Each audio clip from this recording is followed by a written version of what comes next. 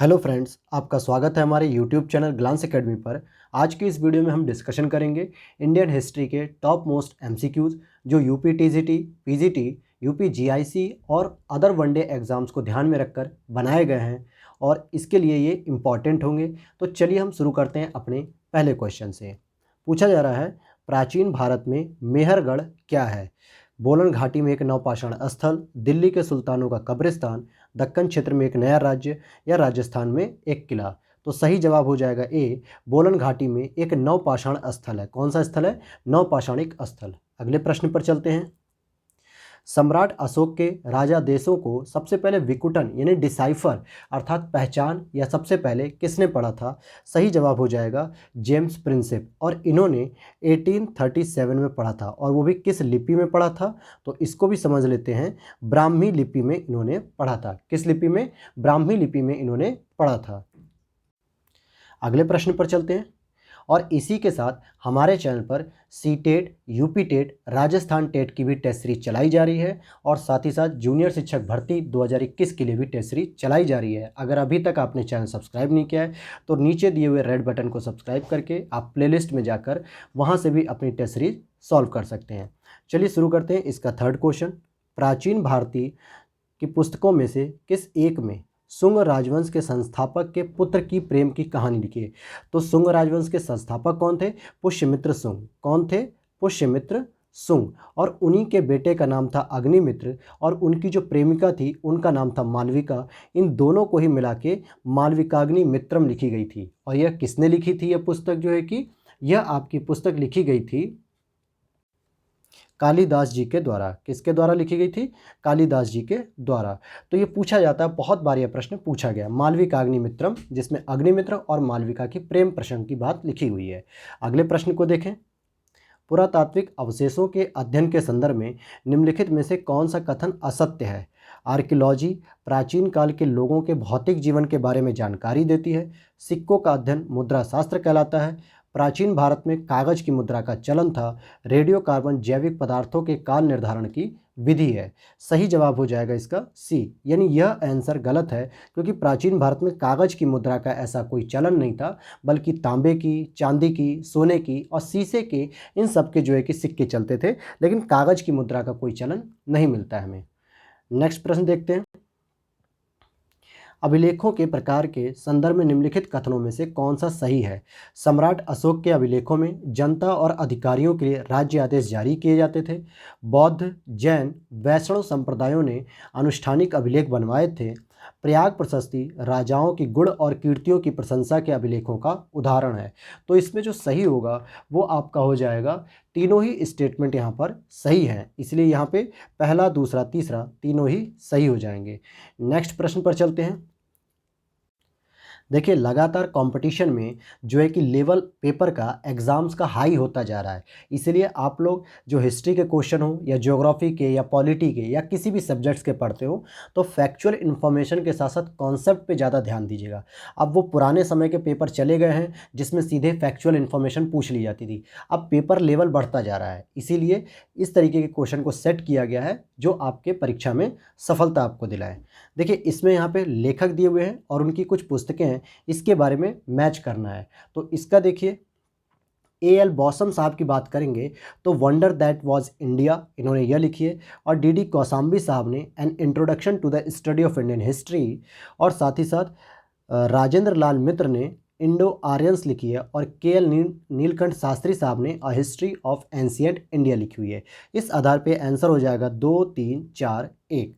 अगले क्वेश्चन को चलते हैं। दक्षिण भारत और पूर्वी भारत के भौतिक अवशेषों के संदर्भ में निम्नलिखित कथनों पर विचार कीजिए। दक्षिण भारत में ईंटों के विहार बड़ी संख्या में बनाए जाते थे। पूर्वी भारत में पत्थरों के मंदिर विशेष आकर्षण के केंद्र थे। अब यहाँ पर पूछ रहा है कि कौन सा कथन सही होगा या कौन सा कथन गलत होगा। तो देखिए, दोनों ही कथन गलत हैं। क्यों गलत हैं? क्योंकि पूर्वी बिहार में या पूर्वी भारत में ईंटों के विहार बनते थे और दक्षिण भारत में पत्थर के मंदिर बनते थे, जैसे पल्लव कालीन संस्कृति हो गई, चोल कालीन संस्कृति हो गई। तो यहाँ पे ये दोनों ही स्टेटमेंट अपोजिट लिखे हुए हैं, इसलिए दोनों स्टेटमेंट क्या होंगे? गलत होंगे। नेक्स्ट क्वेश्चन देखते हैं। निम्नलिखित में से किसे महापाषाण यानी मेगालिथ कहा जाता है? गुफा को, मंदिर को, कब्र को या उपकरण को? सही जवाब हो जाएगा सी, कब्र को। कब्र के ऊपर एक महापाषाण यानी बहुत बड़ा एक पत्थर रख दिया जाता था, जिसके आधार पर इसको महापाषाण सभ्यता भी कहते हैं, जो सामान्यतः दक्षिण भारत के विशेष रूप से महाराष्ट्र के क्षेत्रों में मिलता था, जैसे दाइमाबाद, इनाम गांव, इन सब में मिलता था। अगला प्रश्न देखते हैं। संस्कृत व्याकरण अष्टाध्यायी की रचयिता निम्नलिखित में से कौन है? सही जवाब हो जाएगा पाणिनि। और ये जो अष्टाध्यायी है ये संस्कृत भाषा में लिखी गई पुस्तक है, और वो भी कौन सी? प्रथम पुस्तक है। कौन सी? प्रथम पुस्तक है जो संस्कृत भाषा में लिखी गई है। और पतंजलि साहब ने जो है कि क्या लिखा है? पतंजलि साहब ने महाभाष्य लिखी है टीका के रूप में। और बाणभट्ट की बात करेंगे तो ये हर्षवर्धन के दरबारी कवि थे, और इन्होंने हर्षचरित लिखी है। इन्होंने क्या लिखा है? हर्षचरित लिखी है। और कालिदास की बहुत सारी रचनाएं हैं, अभी हमने पीछे पढ़ा, जिसमें मालविकाग्निमित्रम था, जो पुष्यमित्र शुंग के बेटे अग्निमित्र और उनकी प्रेमिका मालविका के बारे में प्रेम प्रसंग को लिखा गया है। क्वेश्चन नंबर 10 देखते हैं। भारतीय इतिहास के साहित्यिक स्रोतों के संदर्भ में निम्नलिखित कथनों में से कौन सा कथन सही है? जातक कथाएं बुद्धकालीन राजनीतिक घटनाओं की जानकारी देती हैं। कौटिल्य द्वारा रचित अर्थशास्त्र मुख्यतः एक आर्थिक ग्रंथ है। कालिदास की रचनाओं में गुप्तकालीन उत्तरी और मध्य भारत के सामाजिक जीवन की जानकारी मिलती है। तो देखिए, दूसरा स्टेटमेंट तो हम पहले ही गलत कर सकते हैं, क्योंकि ये आर्थिक ग्रंथ नहीं बल्कि राजनीतिक ग्रंथ है। और अगर इस आधार पर देखें तो 2 यहाँ पर भी है, 2 यहाँ पर भी है, 2 यहाँ पर भी है, इसलिए इसका सही जवाब हो जाएगा सी ऑप्शन, यानी पहला और तीसरा स्टेटमेंट सही है, क्योंकि जातक कथाओं में बुद्धकालीन राजनीतिक घटनाएं और साथ ही साथ बुद्ध के पूर्व जन्म की घटनाओं का वर्णन मिलता है। क्वेश्चन नंबर नेक्स्ट देखते हैं। अभिलेख के संदर्भ में निम्नलिखित कथनों पर विचार कीजिए। इनका अध्ययन पुरालिपि शास्त्र यानी पैलियोग्राफी कहलाता है। अभिलेख और प्राचीन दस्तावेजों की तिथि का अध्ययन पुरालेख शास्त्र या पुरालेख विद्या एपिग्राफी कहलाता है। तो यहाँ पे पैलियोग्राफी और एपिग्राफी में डिफरेंस पूछ रहा है, और पूछ रहा है कौन सा स्टेटमेंट सही है। तो यहाँ पर आंसर हो जाएगा आपका डी, न तो फर्स्ट सही है और न ही सेकंड, क्योंकि पुरालिपि शास्त्र के अध्ययन को हम एपिग्राफी कहते हैं और अभिलेख और प्राचीन दस्तावेजों के अध्ययन को हम पैलियोग्राफी कहते हैं। तो यहाँ पर ये उल्टा कर दिया गया है। क्वेश्चन नंबर नेक्स्ट देखते हैं। प्राचीन भारत के इतिहास के संदर्भ में निम्नलिखित कथनों में असत्य कथन की पहचान कीजिए। प्राचीन काल में प्राकृत भाषा देश भर की संपर्क भाषा यानी लिंगुआ फ्रैंका का काम करती थी। प्राचीन काल के 2 महाकाव्य रामायण और महाभारत की रचना मूलतः संस्कृत भाषा में हुई थी। सम्राट अशोक के शिलालेख केवल प्राकृत भाषा और ब्राह्मी लिपि में लिखे गए थे, और हमारे देश का नाम इंडिया अरबी और फारसी भाषाओं से हिंद नाम से विदित हुआ है। तो यहाँ पर पहला भी सही है, दूसरा भी सही है और चौथा भी सही है, लेकिन तीसरा स्टेटमेंट गलत हो जाएगा, क्योंकि केवल प्राकृत भाषा और ब्राह्मी नहीं बल्कि साथ ही साथ अरमाइक और खरोष्टी भाषा में भी इनके अभिलेख मिलते हैं। किसमें मिलते हैं? एक अरमाइक भाषा है और एक खरोष्टी भाषा है। तो 4 भाषाओं में अशोक के अभिलेख देखने को मिलते हैं। अगले प्रश्न की ओर चलें। भारतीय इतिहास के साहित्यिक स्रोतों के संदर्भ में निम्नलिखित कथनों पर विचार कीजिए। प्राचीन भारत में पांडुलिपियां प्राकृत भाषा में मेष चर्म तथा काष्ठ फलकों पर लिखी जाती थी। वेदांगों की रचना वैदिक मूल ग्रंथ का अर्थ समझने के लिए की गई थी। व्याकरण की रचना पाणिनि के द्वारा की गई है। तो 13 का जो पूछा जा रहा है सही, तो यहाँ पर हो जाएगा आपका दूसरा और तीसरा स्टेटमेंट सही है, लेकिन पहला स्टेटमेंट गलत है। क्या है? पहला स्टेटमेंट गलत है, क्योंकि प्राचीन भारत में जो पांडुलिपियाँ थी वो सामान्यतः किस पे लिखी जाती थी? या तो ताड़पत्रों, या तो किस पे लिखी जाती थी? ताड़पत्रों पर लिखी जाती थी, और साथ ही साथ इसके साथ और किस पर? भोजपत्रों पर लिखी जाती थी। भोजपत्रों पर लिखी जाती थी। तो मेष चर्म और काष्ठ फलक नहीं बल्कि ताड़पत्रों और भोजपत्रों पर लिखी जाती थी।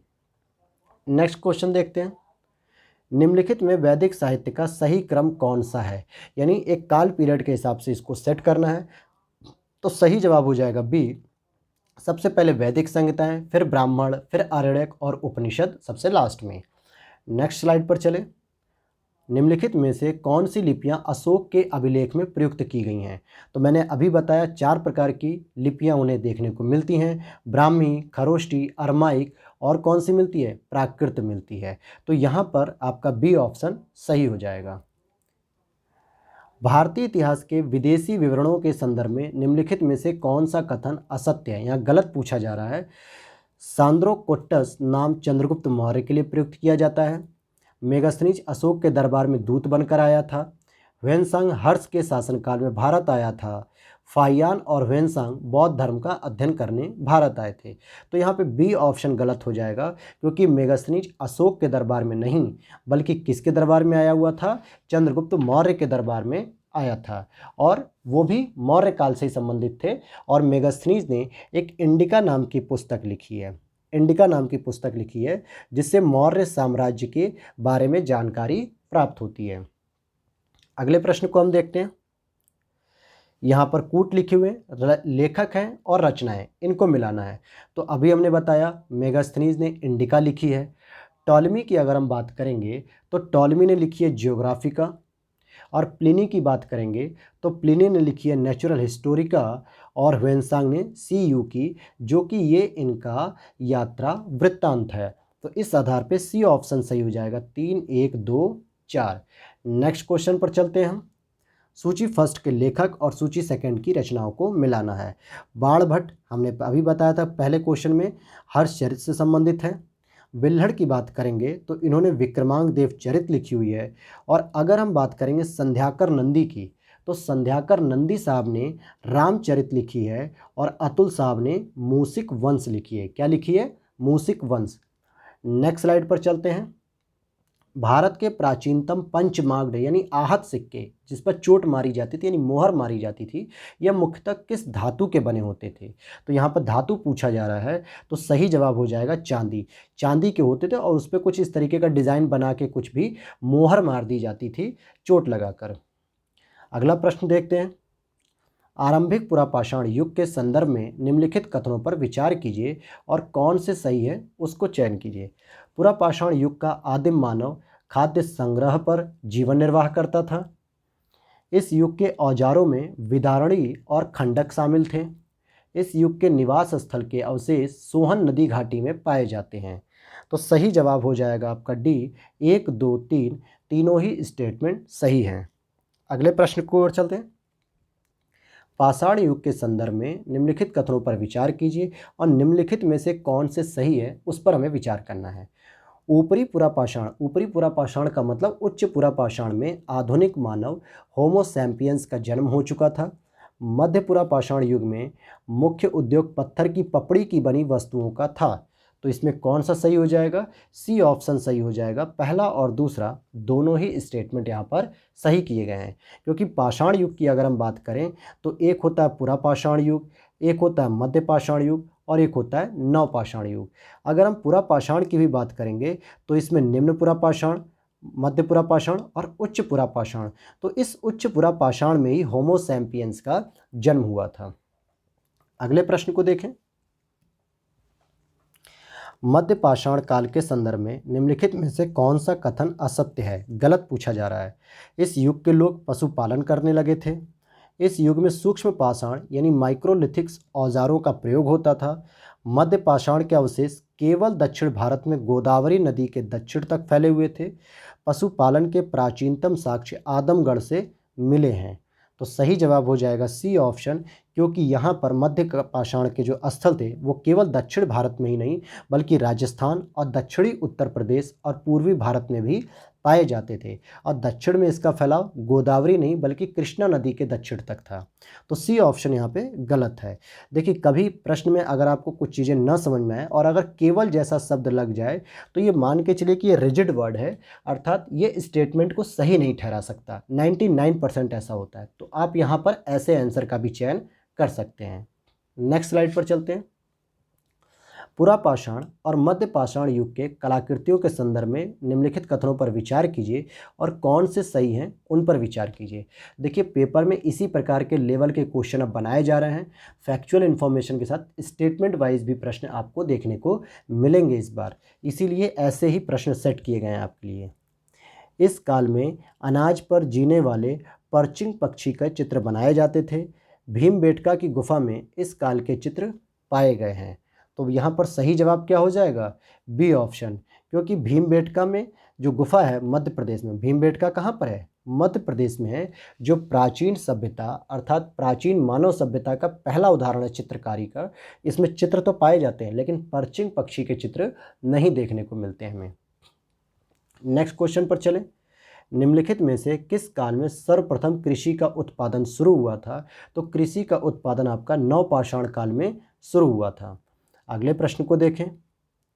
नवपाषाण काल के संदर्भ में निम्नलिखित कथनों में से कौन सा सही है? इस और सही कूट का प्रयोग कीजिए। इस काल के लोग पॉलिशदार पत्थर के औजारों का प्रयोग करते थे। कश्मीर के बुर्ज होम में इस काल के लोग गर्तावास बनाकर रहते थे। इस काल में ही मिट्टी के बर्तन बनाने के लिए चाक का उपयोग शुरू हो गया था। तो 25 का आपका सही जो आंसर हो जाएगा वो क्या हो जाएगा? डी ऑप्शन, यानी तीनों ही स्टेटमेंट यहाँ पर सही कहे गए क्योंकि नवपाषाण काल में ही चाक का आविष्कार हुआ और पॉलिशदार पत्थर का भी आविष्कार हो गया था। नेक्स्ट प्रश्न को देखें। नवपाषाण काल के संदर्भ में निम्नलिखित कथनों में से कौन सा कथन गलत है, असत्य है? हड्डी के बने हथियारों का प्रयोग करते थे। लोग भवन निर्माण कला जानते थे। पिक्की हल में नवपाषाण युगीन पशुपालन के अवशेष मिले हैं। गुफ कराल से प्राप्त कब्रों में मालिक के साथ पालतू कुत्तों के दफनाने के अवशेष मिले हैं। तो डी वाला ऑप्शन यहाँ पर गलत हो जाएगा। क्यों गलत होगा? क्योंकि मालिक के साथ जो पालतू कुत्तों को दफनाने के जो अवशेष मिले हैं वो हमें कहाँ से मिले हैं? कश्मीर के बुर्ज होम से मिले, न कि गुफकराल। क्योंकि जो गुफकराल होता है उसको हम कुम्हार की गुहा कहा जाता है और यहाँ पर कश्मीर के जो आपका जो बुर्ज होम है उसका जिक्र नहीं किया गया है। और जबकि कुत्ते कहाँ मिलते थे? कश्मीर के बुर्ज होम में। अगले प्रश्न को देखें। यहाँ पर कुछ स्थल दिए हुए हैं और अवशेष दिए हुए हैं, उनको मिलाना है। तो मेहरगढ़ से हमें क्या देखने को मिला था? तो मेहरगढ़ से हमें कृषि के साक्ष्य प्राप्त हुए हैं। पिक्की हल, अगर हम पिक्की हल की बात करेंगे तो यहाँ से हमें राख का ढेर प्राप्त हुआ है। चिरांद जो कि बिहार में है, नवपाषाणिक स्थल है, यहाँ से हड्डी के हथियार प्राप्त हुए हैं। और बुर्ज होम जो कि कश्मीर में है, यहीं से हमें गर्तावास और साथ ही साथ मानव यानी मालिक के साथ पालतू जानवरों के भी अवशेष प्राप्त होते हैं। तो सही जवाब हो जाएगा बी, 3, 4, 1, 2। अगले प्रश्न की ओर चलें। नवपाषाण काल के संदर्भ में निम्नलिखित कथनों पर विचार कीजिए और सही प्रश्न का चयन कीजिए। इस काल में मेहरगढ़ में बसने वाले लोग कच्ची ईंटों के बने घर में रहते थे। इस काल में निवासी पालतू जानवरों की फिगरेंस यानी आग में पकी मिट्टी की मूर्तिकाएं बनाने लगे थे। तो सही जवाब हो जाएगा आपका सी, दोनों ही स्टेटमेंट सही हैं। नेक्स्ट स्लाइड पर चलते हैं। निम्नलिखित किस स्थल से प्रागैतिहासिक गुफा शैलचित्र मिले हैं? तो जब प्रागैतिहासिक की बात हो रही है तो सही ऑप्शन हो जाएगा सी, भीमबेटका, और जो कहाँ पर है? मध्य प्रदेश में है। लास्ट प्रश्न है इस स्लाइड का। ताम्रपाषाण काल के संदर्भ में निम्नलिखित कथनों पर विचार कीजिए और सही प्रश्न की पहचान कीजिए। इस काल के लोग ग्रामीण समुदाय बनाकर रहते थे। मालवा का मृदभांड ताम्रपाषाण मृदभांड में सबसे उत्कृष्ट माना गया। अहाड़ मध्य प्रदेश में स्थित ताम्रपाषाण काल का महत्वपूर्ण स्थल है। तो इसका सही जवाब हो जाएगा आपका 30 का ए ऑप्शन। 1 और 2 ये दोनों ही सही हैं। जबकि अहाड़ जो संस्कृति है वो कहाँ पर थी? राजस्थान में थी, मध्य प्रदेश में ना होकर बल्कि राजस्थान में थी। तो ये थे आपके टॉप 30 MCQs। और इसी तरीके की सीरीज़ आप करना चाहते तो अभी हमारे चैनल को सब्सक्राइब कर लीजिए और बेल नोटिफिकेशन को ऑन कर लीजिएगा जिससे सबसे पहले अपडेट्स आप तक पहुँचे। चलिए मिलते हैं इसी के साथ नेक्स्ट वीडियो में, तब तक के लिए जय हिंद।